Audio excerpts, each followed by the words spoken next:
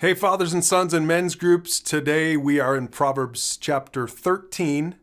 And remember, read this chapter for yourself with your father or your son and in your men's group. And then make sure to pick out your favorite verse from the chapter and talk about why it's your favorite verse. Now, for me, we have to go all the way down to verse 24. It's actually my favorite parenting verse in the Bible. It says, "Those who spare the rod of discipline hate their children. Those who love their children care enough to discipline them." This is one of those things that kind of goes a little bit against our culture and the wisdom of our culture. This is where you have to really trust the Bible more than you trust what everyone in the world is saying. See, some people say if you discipline your children, parents, if you discipline them, right? Like, for example, spanking them or something like that. My dad spanked me and all of my brothers and sisters when we were little, but it's kind of hard to talk about doing that anymore.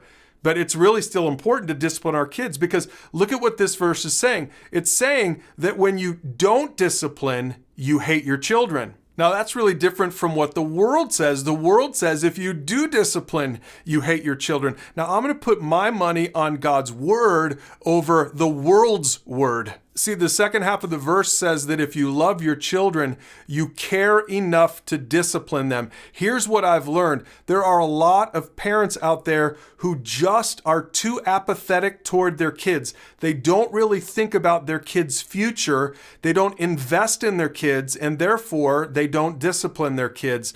So parents, dads out there, I really want to encourage you, if your kids are young enough, discipline them. Now, you need to discipline them with love, but you have to care enough about their future. I wonder if you've picked up on that throughout these verses in Proverbs. It talks so much about fathers and sons and wisdom and judgment and discernment.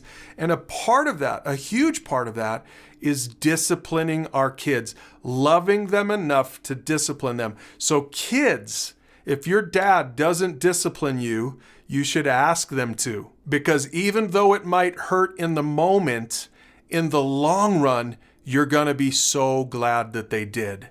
Why don't you talk about that with your father, with your son, with your men's group, and also talk about your favorite verse from the chapter?